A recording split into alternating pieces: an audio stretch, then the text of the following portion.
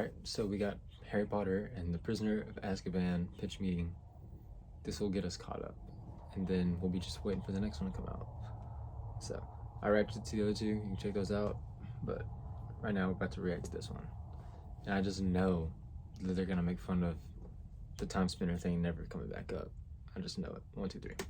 So, you have a new Harry Potter for me? Yes, sir, I do. So Harry Potter's at the Dursleys, right? The abusive family that everybody knowingly sends him back to every summer? That's the one. So he's in bed doing that Lumos spell over and over again. Isn't him doing magic outside of Hogwarts, like, forbidden? Yeah, I mean, technically not a super important detail, though. Okay. So then this terrible aunt comes over, and she's just the worst. I mean, she's super mean, and he accidentally turns her into a big floaty balloon. Oh, very satisfying. Yeah, but now Harry's gotta go on the run because he did magic outside of school. You can't do that. But you just started the movie with him doing some. Oh, I did do that, didn't I? Whoops. Whoopsie. You silly goose. You goose that's silly. So anyway, then he takes this wacky convenience bus that wizards have and heads to the Leaky Cauldron. And what happens there? Well, the Minister of Magic is like, oh yeah, don't worry about the magic stuff. That's fine. Okay. So Harry gets some of his school books, one of which is a book of monsters that's an actual monster. Like it tries to bite you and it tears apart its own pages. Who would even publish that? I mean, sir, I feel like it's clear at this point that wizards have like 0 consumer protection laws. That's a good point. So then Harry goes back to Hogwarts, which this year has completely changed geographically. What? So then Dumbledore gives his annual opening speech, you know, about all the different ways the kids might die this year. Oh, this guy freaking hates when kids are safe. He really does. So what does Voldemort have in store this year? Nothing. Oh, yeah, playing it laid back, giving everyone a year off this year. A very considerate dark wizard. Yeah, see, the threat this year is this dangerous escaped convict, Sirius Black. Oh, yeah, and apparently he wants to kill Harry Potter, and he's the one who ratted out his parents to Voldemort. Sounds like it's pretty serious. He's decent looking, sure. That's not, never mind. Okay, so I guess they give Harry some extra security, huh? They don't, no. Oh, they don't. No, instead they have a bunch of these horrible creatures called Dementors all over the place, and they'll suck out your soul if you get too close, so they're very deadly. So to stop a student from maybe being killed, they bring in a bunch of things that might kill students. That's what they're going with. Interesting strategy. And so throughout the year, Harry's gonna get to know the new Defense Against the Dark Arts teacher, this guy, Professor Lupin. And what's his deal? Well, he shows them this creature called the Boggart that takes the form of whatever you're the most afraid of. Oh. Yeah, so when he looks at it, he sees a full moon, because he's secretly a werewolf. The guy with the name that basically means wolf in Latin is a werewolf. A real wacky coinkadink of a last name on that one, sir. Wow, wow, wow.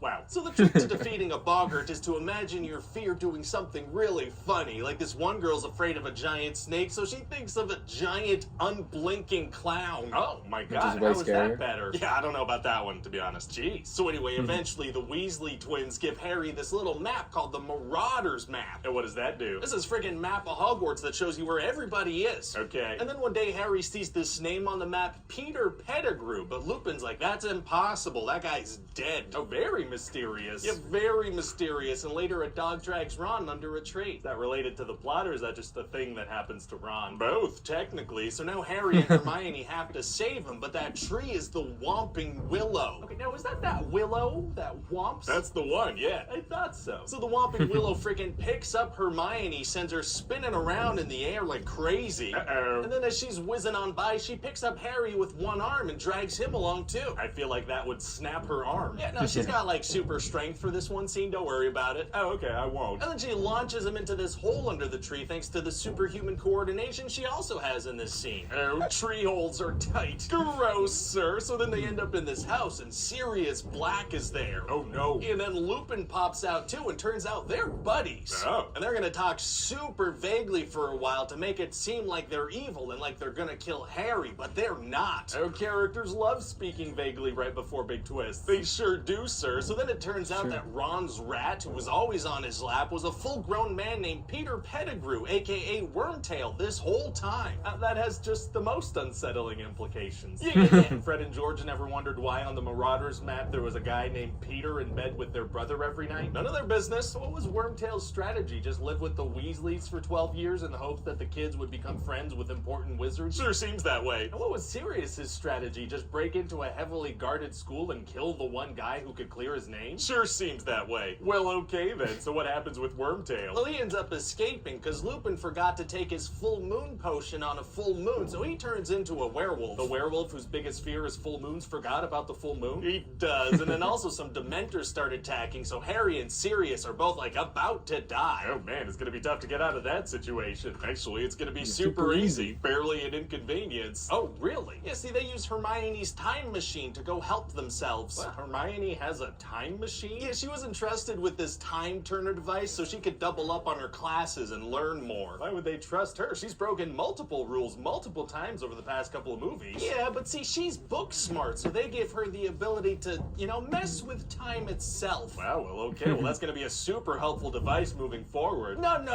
But no, never again. Okay, but nope. All right. And so all that works out well, but Sirius gets captured because now that Wormtail's gone, there's nobody to prove his innocence. Can they maybe use a truth potion to prove what happened, or do that thing where they pull memories out of people's heads? Oh, well, here's the thing about that. Shut up about that. Oh, that's super mean. So they go break Sirius out of the little cell he's being kept in and set him free. Aren't there any guards or anything? No, see, they capture one of the most wanted criminals in the wizarding world and leave him in a little unguarded cell. Oh, well, that's great. Yeah, it worked out fantastic. So how does the movie end? Well, Harry gets a very nice new broom, and then we freeze frame on him enjoying it. What? Yeah, just an aggressive freeze frame on him enjoying it. That's a choice. It sure is, sir. So what do you think? Well, it sounds like a great movie. Thank you. One more thing, though. Unfortunately, we're gonna have to find somebody new to play Dumbledore since Richard Harris passed away. Oh, yeah. Did you have anyone in mind? Well, I don't know, but it's gotta be someone who could bring his mysterious nature and great wisdom to the screen, you know? That's a good point, yeah. And that'll have to do until one day we cash in and give people the young, hot Dumbledore they really want. Why would anyone want to see that? I don't see that happening.